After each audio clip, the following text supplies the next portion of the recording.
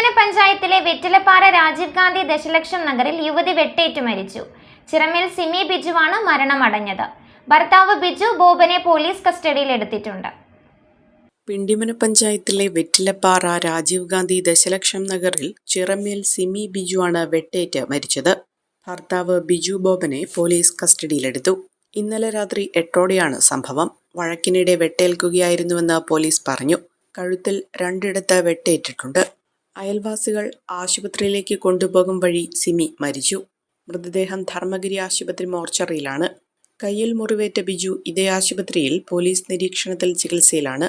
സിമി സ്വകാര്യ ആശുപത്രി ജീവനക്കാരിയും ബിജു നിർമ്മാണ തൊഴിലാളിയുമാണ്. അതുല്യ, അമിത എന്നിവരാണ് ഇവരുടെ മക്കൾ.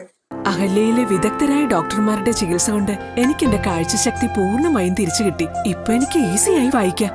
നേത്ര സംരക്ഷണത്തിന് നമ്മുടെ Ahalya. Ahalya foundation eye hospital, കേരളത്തിൽ എല്ലായിടത്തും.